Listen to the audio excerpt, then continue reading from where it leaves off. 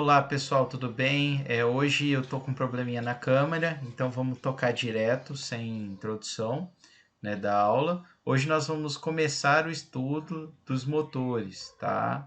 É isso que nós veremos na aula de hoje, tá? Para isso, basicamente, eu coloquei aqui alguns tópicos que a gente vai ver, né? Basicamente, a gente vai se concentrar nos motores alternativos, no ciclo Otto e no ciclo diesel, tá? Principalmente vendo os seus principais componentes, a diferença entre motor 2 tempos e 4 tempos, né? Como a gente pode classificar os motores alternativos, tá? E a parte de ciclo padrão a ar, ciclo padrão a frio, veremos na próxima aula, no qual a gente vai ver alguns exercícios, tá? Bom, pessoal, então isso aqui vocês vão lembrar aqui de termo 2, tá? Isso aqui é basicamente o que tem, não são os cilindros do motor, né? Esse cilindro ele é composto por um pistão, né? Que ele expande e comprime, né? O ar que tá o quê? Deixa eu pegar até aqui minha apontadora laser. Dentro aqui dessa câmara, tá? Como que o ar entra dentro dessa câmara? Pela válvula de admissão, tá? E como ele sai? Pela válvula de escape ou de descarga, tá? Esse pistão, pessoal, ele é acionado por uma biela, tá? Então eu tenho um mecanismo biela-manivela que ele fica girando aqui embaixo, né? E como eu tenho um braço aqui da biela, que ela é acoplado nesse pistão, conforme gira, a biela faz esse pistão subir e descer, tá? O pistão dos motores, ele comprime, né, no máximo até o ponto morto superior, que é o PMS. Então, esse seria o máximo que o meu pistão vai chegar, né? Então ficaria esse volumezinho aqui pequeno, né? Então isso aqui sempre ocorre, que a gente chama de volume morto. E o máximo que ele vai expandir vai ser até o ponto morto inferior, que está marcado aqui embaixo, tá?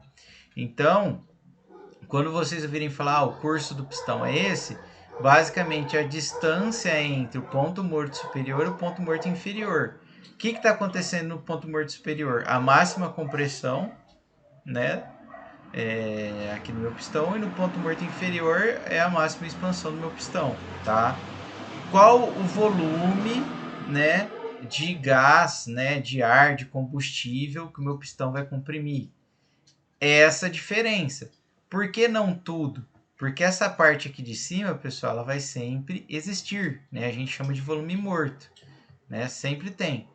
Só que essa parte aqui é a parte efetiva que o meu pistão comprime, que a gente chama de volume deslocado, tá? Mas um nome muito comum que o pessoal encontra aí na prática é cilindrada, tá? Bom, pessoal, existem alguns parâmetros, né, comum que a gente analisa esses motores alternativos, né? Que o primeiro de todos é a razão de compressão, tá? Razão de compressão, ela é uma razão entre o máximo de volume que eu tenho e o mínimo, né? O máximo eu vou ter quando o meu pistão está no ponto morto inferior, então aqui o ar ele está ocupando o volume máximo possível. E o mínimo é quando ele está no ponto morto superior, ou seja, o ar está o máximo comprimido possível, tá? Então essa é a razão de compressão. Nós já vimos em termo 2 que ele é um parâmetro importantíssimo, principalmente em termos de eficiência do motor, e que veremos também aqui na aulinha de introdução, tá? O volume deslocado total do nosso motor, pessoal, é o volume deslocado aqui de cada cilindro, tá? Mas os motores, eles têm vários cilindros. Então, para você achar o volume deslocado total do motor, você precisa calcular para um cilindro e multiplicar pelo número de cilindros, tá? Bom, beleza, tudo bem. E como que eu calculo esse volume deslocado, tá?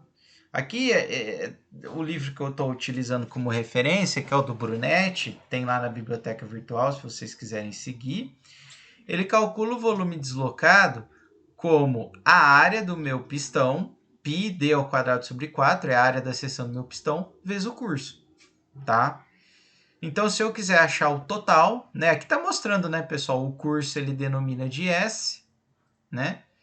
E o diâmetro aqui ele chama de D, tá? O diâmetro do meu pistão, tá? E aqui ele está mostrando exatamente, ó, quando o meu pistão atinge o ponto morto superior e o ar está comprimido aqui, ó, que ele chama de V1. E aqui quando ele está expandido, tá? Que ele chama...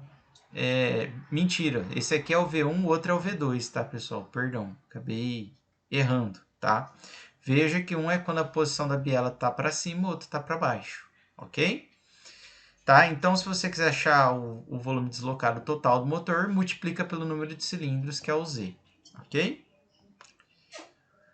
Bom, aqui eu já mencionei aqui para vocês, né, da válvula de escape, que é o VE, a válvula de admissão, que é o VA. Mas nós temos também alguns parâmetros aqui cinemáticos que vão ser interessantes para a gente analisar os motores, que é o raio da manivela, tá? Ó. Lembra que eu comentei, ó, o mecanismo biela-manivela? Esse elementozinho aqui, ó, que está conectado ao eixo, né, do motor, é a manivela, tá? Aqui o contrapeso, né? E essa parte aqui é a biela, tá? Então, o R é a distância do centro do eixo, né, da árvore, né, porque a gente tem diversos elementos aí nesse eixo, diversas manivelas, então a gente chama de árvore, até o centro aqui, onde está preso a biela, tá? O N é a frequência de rotação dessa árvore, né, do eixo aqui do motor.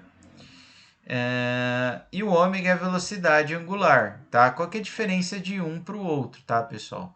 O N é a frequência, então é a rotação por segundo, RPS ou RPM, tá? O ômega já é o valor já no sistema internacional, que é em radianos por segundo. A gente consegue tranquilamente converter um no outro, tá? E o VP é a velocidade média do pistão, tá? Que ele está subindo e descendo, tá? Por que eu comentei esses parâmetros aqui com vocês, pessoal? Porque eles nos permitem, né, obter o volume, né, atual do meu pistão, né, o volume atual aqui dentro, em termos desses parâmetros cinemáticos, tá? O curso, pessoal, ele é exatamente igual a 2R. Por que 2R? Porque quando, ó, ele tá aqui embaixo, eu tô no ponto morto inferior, né? E quando eu tô aqui em cima, ele tá no ponto morto superior. A distância entre o ponto morto inferior e o superior é o raio, né, da manivela, tá? O ômega é 2πn, tá? No qual o N aqui está em RPS, né? Fácil, né? É só converter rotação para radiano, tá? E a velocidade do pistão, então, pessoal, a gente utiliza o ômega R, né? E aí dá o 2 vezes o S vezes o N, ok? Então é assim que a gente estima a velocidade do pistão, ok?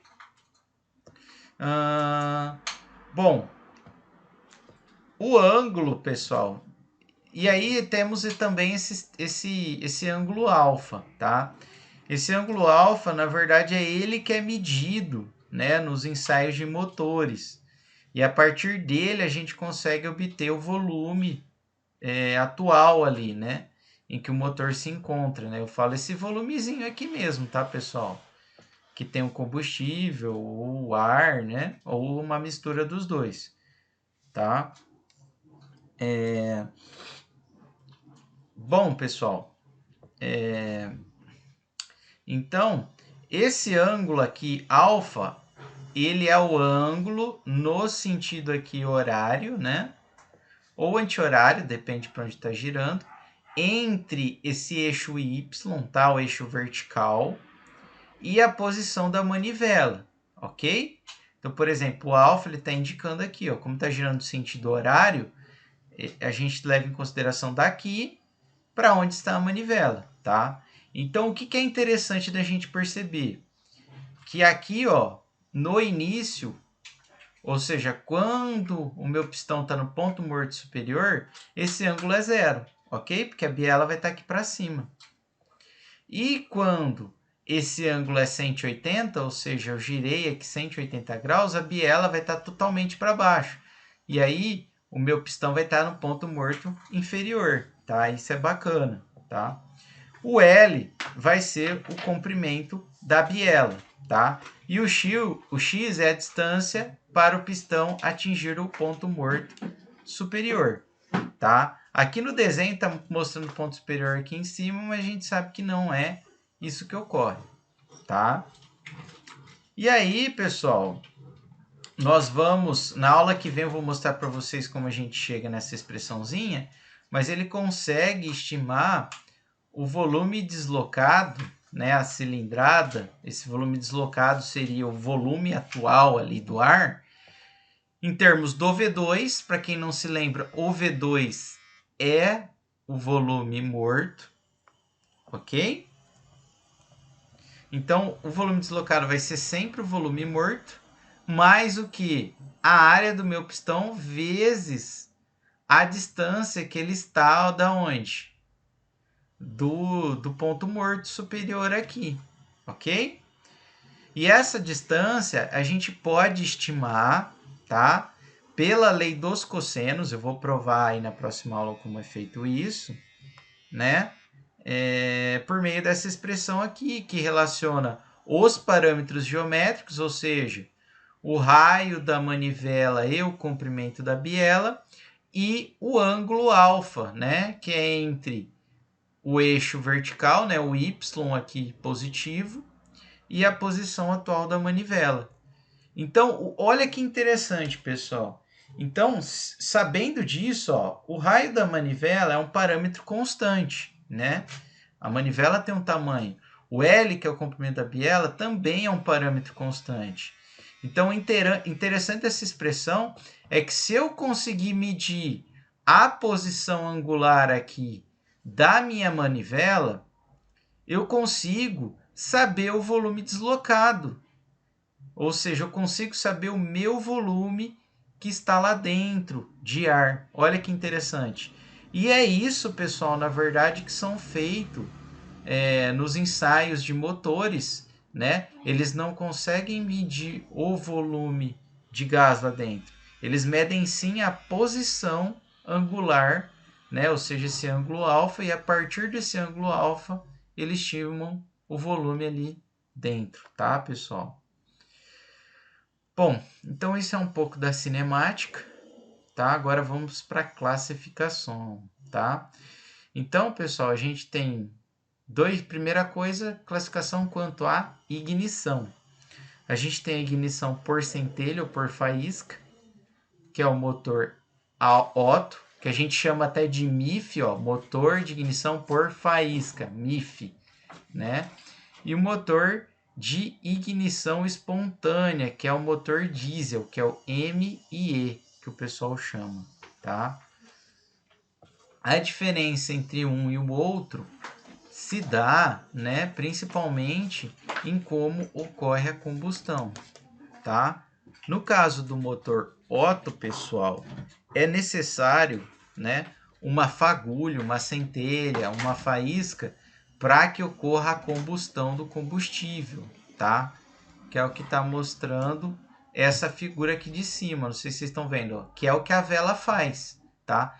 Então, quando o meu pistão ele tá para atingir o volume aqui superior, a vela solta uma faísca, uma fagulha, e ocorre a combustão, tá? Isso ocorre tanto nos motores a álcool como a gasolina ou flex, tá? Como está mostrando aqui, tá? E já o motor a diesel, pessoal, ele não requer essa faísca. ele é um motor de ignição espontânea. Então, o que acontece?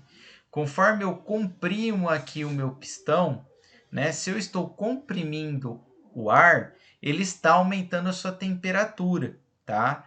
E como o diesel ele tem uma temperatura de autoignição mais baixa que o álcool, né, o metanol, né, tanto o etanol e a gasolina, o que acontece? Esse ar ele está a uma temperatura alta e quando você tem a injeção de diesel, já ocorre a ignição, tá? Então, por isso que o nome é ignição espontânea, tá? Isso é bacana, tá? Bom, aqui tem alguns valores típicos de razão de compressão, né? Ou taxa de compressão. Bom, quanto ao número de tempos de ciclo de operação, nós temos o motores 4 tempos e 2 tempos, tá? No motor 4 tempos, né? Cada tempo equivale a 180 graus, né? Ao alfa lá ele percorre 180 graus, tá, pessoal? Então, a princípio, né, o que acontece? O motor ele gira, conforme ele gira, ele traz o pistão para baixo, a válvula de admissão se abre e eu entrei a entrada de ar. Então, o primeiro tempo que a gente tem é a admissão. Isso ocorre daqui de cima, né? Quando o pistão está no ponto morto superior, até quando ele chega aqui no ponto morto inferior, 180 graus. Depois disso, o que ocorre? A válvula de admissão se fecha e o meu pistão sobe, comprimindo o ar.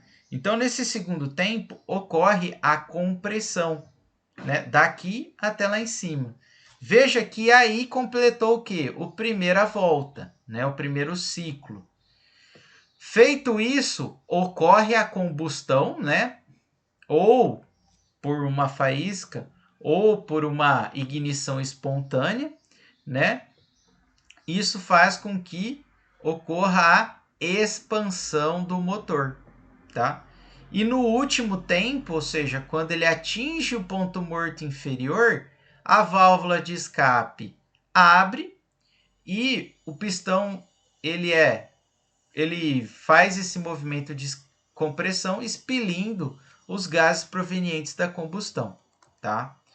O motor de 2 tempos, pessoal, então, perdão, acabei esquecendo de comentar, aqui a gente completa-se 2 ciclos, né?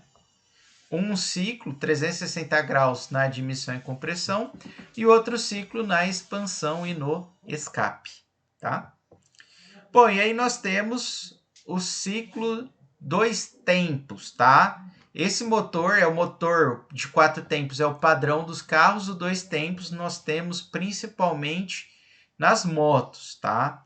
Então, se ele tem 2 tempos, ele faz tudo aquilo que a gente viu em um ciclo só, ou seja, em 360 graus, tá? Então, o que vai ocorrer aqui, né? Por exemplo, nesse caso, pessoal, ó, conforme o pistão vai para cima, o que acontece? Eu tenho a admissão do ar aqui embaixo e a compressão do ar que já tinha aqui em cima, né? Ó. Então, esse ar que está aqui se comprime e esse ar aqui embaixo é admitido. Então, a admissão e a compressão, elas ocorrem em conjunto, tá? Em 180 graus. Quando o pistão atinge o ponto morto superior, ele ocorre aqui a combustão, tá? E aí, isso empurra o cilindro para baixo. Conforme ele empurra esse cilindro para baixo, o que vai acontecer, pessoal?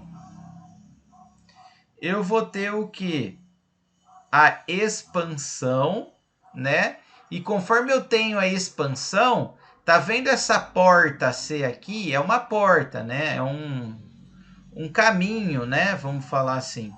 Conforme ocorre a expansão, chega num determinado ponto que esse caminho aqui ele é liberado, né? O pistão vai mais para baixo e esse caminho é liberado. Então, aqueles gases que eu admiti aqui, eles vão ser empurrados para essa câmara. conforme eles são empurrados para essa câmara, eles expelem os gases provenientes da combustão para a porta B, tá? Então, os gases provenientes da combustão saem por B, tá? Bom, e aí, então, ó, o que eu tenho? A admissão e a compressão no tempo, que é esse primeiro tempo, e a compressão e escape no outro, tá? No entanto, pessoal, vocês podem notar que tem seus defeitos, tá? Imagina, você acha que dá tempo suficiente para o ar entrar aqui pelo C e conseguir expelir os gases para o B? Não, né, pessoal? Então, o que acontece? Acaba sobrando muito produto de combustão aqui dentro, né? Não muito, tá, pessoal? Não estou falando algo exagerado, mas sobra bem mais do que no motor 4 tempos. Isso é muito ruim para a eficiência do motor, tá? Então ele perde muita eficiência aqui, tá? Aqui eu vou comentar melhor na sala, tá? Vamos focar mais no principal. Bom, diferenças. Então, no 4 tempos a gente tem 2 voltas, no 2 tempos 1, tá? No 4 tempos, pessoal, vocês podem notar que ele é um sistema mais complexo, né? Enquanto que nos 2 tempos a gente não tem nem válvula. Vocês viram que eu não comentei de válvula, não comentei de eixo de comando, né? Quando uma abre, quando a outra fecha. Então ele é um sistema muito mais simples. Por mais que ele tenha os seus defeitos, ele é mais simples. A alimentação, pessoal. No 4 tempos é uma alimentação boa, enquanto nos 2 tempos a gente tem aquele problema que eu comentei. Lembra? De ficar parte daqueles gases provenientes da combustão ali, mesmo após acabar a descarga. Entendeu?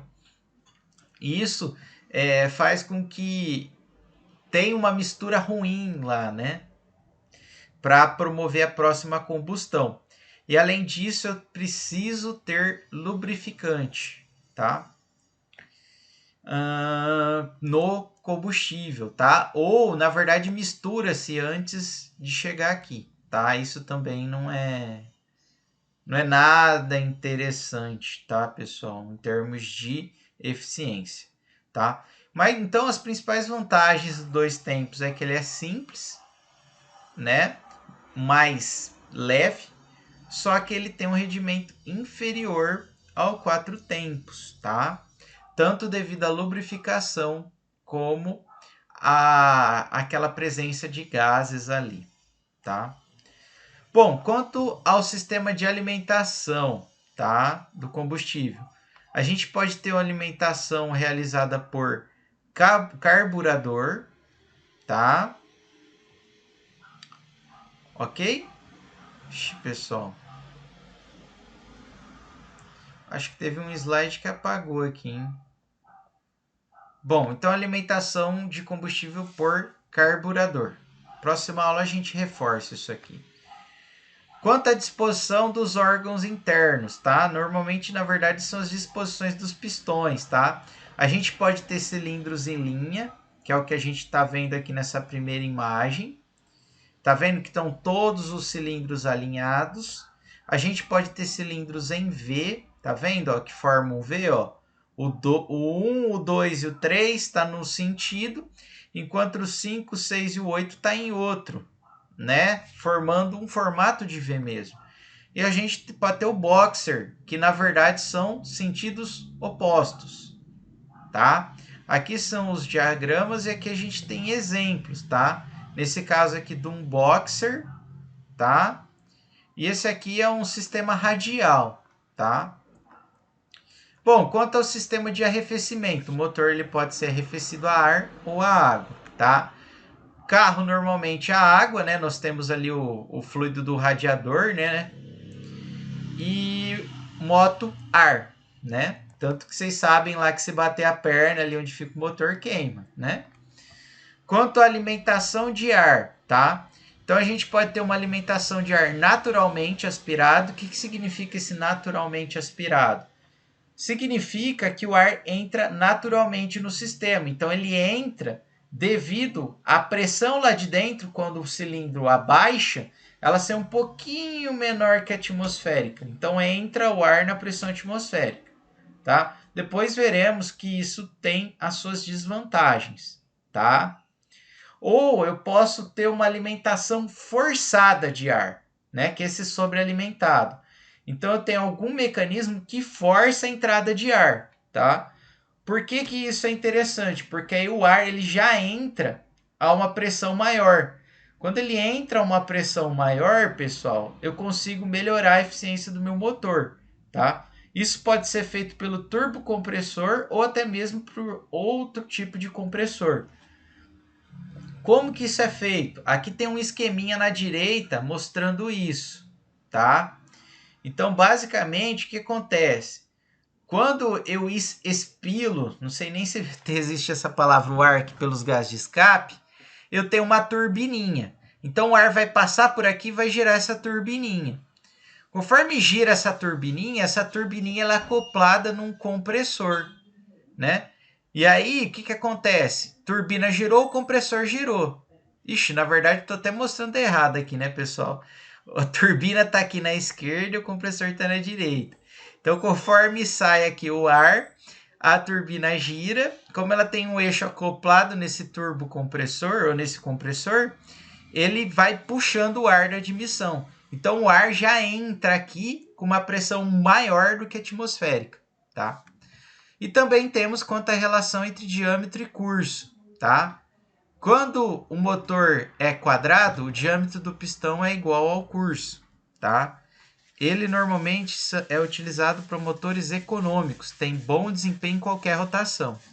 Quando eu tenho um motor subquadrado, o diâmetro do pistão é menor que o curso, tá? Então, nesse caso, você tem torque e potência em baixas rotações, ok?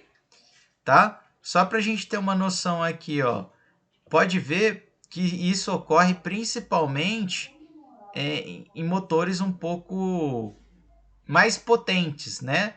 Por exemplo, aqui, ó, 2.0, né, ó, 1.8, tá? Enquanto aquele primeiro caso ali do quadrado, ele ocorre para motores que normalmente eles têm um bom desempenho em todas as rotações. E temos um motor super quadrado, que o diâmetro é maior que o curso. Então, nesse caso, a gente tem o torque e potência em altas rotações, é o contrário do subquadrado. Então, é o que é normalmente utilizado em motores esportivos, tá? Bom, quanto à rotação, temos os rápidos, os médios, lentos, limitados aqui pelos RPMs dos motores.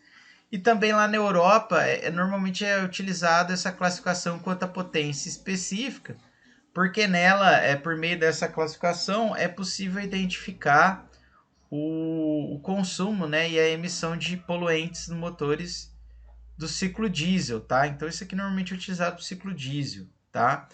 Então, tem estudos que comprovam que quando essa energia específica, né, ou potência específica, ela não aumenta com a rotação do motor, né, ele emite menos poluentes, tá?